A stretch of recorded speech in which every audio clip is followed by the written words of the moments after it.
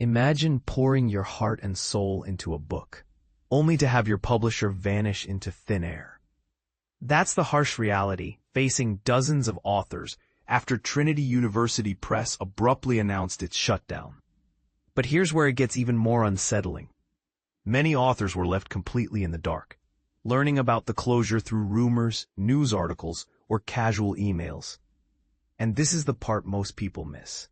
The fate of their books, their royalties, and their creative legacies now hangs precariously in limbo. Take Jim Martinez, for instance, whose book Marfa Garden, a field guide to plants of the Chihuahuan Desert, sold out its initial 3,000-copy run. When he reached out to his editor about reprinting, he was met with the shocking news: Trinity University Press was ceasing operations. Co-authored with Jim Fissel, Mary Lou Saxon, and Martha Hughes, the book's success had Martinez hopeful for more. Instead, he, like many others, was left grappling with uncertainty. Martinez, an expert in eco-friendly landscaping, is just one of countless authors who received the news last month. Most were informed via a brief email from Provost Megan Mustaine, citing unsustainable operating costs. Others stumbled upon the news after hearing whispers or reading about it in the Express News. Mustaine's email revealed that the press would stop acquiring new projects and begin sunsetting operations, with a planned closure by December 2026. While she assured authors that current projects would be completed and assisted in transitioning to other publishers, many remain skeptical. But here's where it gets controversial. What happens to the books already published? Authors like Jenny Browne, editor of Texas, Being a State of Poems, are adopting a wait-and-see approach. "I'm proud of the book, and it sold well," she said, "but I'm concerned about its future." Louis Fisher, whose History of the San Antonio Botanical Garden is slated for publication next fall, worries it will be orphaned shortly after release. Who handles marketing? Where will the inventory go? Who owns the copyright once they're gone? He asked. All this is in limbo. Trinity University Press, established in 1961 after acquiring a small Illinois press, has a storied history. It closed in 1989, but was revived in 2002 thanks to a $2.9 million grant from the Ewing Halsell Foundation. But here's the contentious part. Several authors, including former press director Barbara Rass, question the ethical handling of those funds. Rass, who managed the press's budget, claims the grant was added to Trinity's general endowment and should have grown over time. "There's no way all that money was spent," she asserted. When asked, Tom Evelyn, the school's vice president for strategic communications, remained tight-lipped, citing respect for the donor.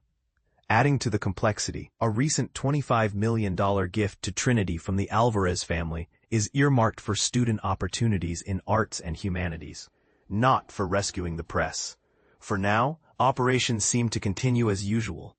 Catherine Nixon Cook's book, Dodgers to Damascus, David Lesch's journey from baseball to the Middle East, received a full-scale launch last month, and more events are planned. "We hired an outside PR agency," Cook explained, "but Trinity has done a good job promoting the book locally."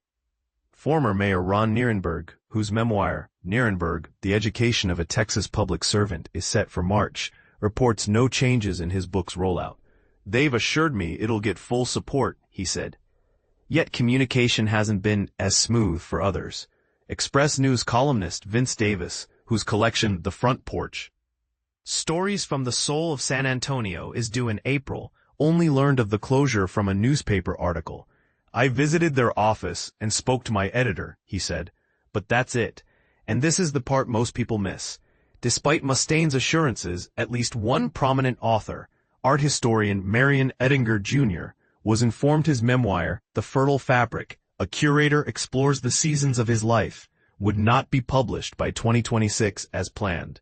"I'm disappointed and a little pissed off," he said, having spent approximately $30,000 on the project. Evelyn's response: "We're working with authors to complete projects, but some may not move forward." Tom Payton, the press's director until April, signed many of the affected authors. Now working with a Mexico City publisher, he's heard widespread disappointment and outrage.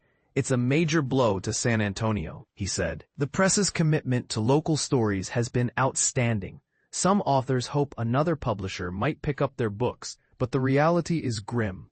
Simmons Bunton, whose satellite essays on fatherhood and home, Near and Far, was published in March, doubts many presses will take on already published works. It's tragic, he said. Lauren Steffi, owner of Stony Creek Publishing, agrees. A book's value depends on sales potential, and each case will be different. Here's the surprising twist. While Trinity's closure might seem like a sign of decline for university presses, Peter Berkery, executive director of the Association of University Presses, argues the opposite. Our membership has grown 20% in the past decade, he said.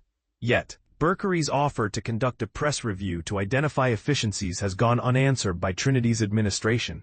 So what's next? Will Trinity reverse its decision? Will another press step in? Or will these authors be left to navigate the publishing world alone? What do you think? Is Trinity's decision justified, or is this a missed opportunity to preserve San Antonio's literary legacy? Share your thoughts in the comments. Let's spark a conversation.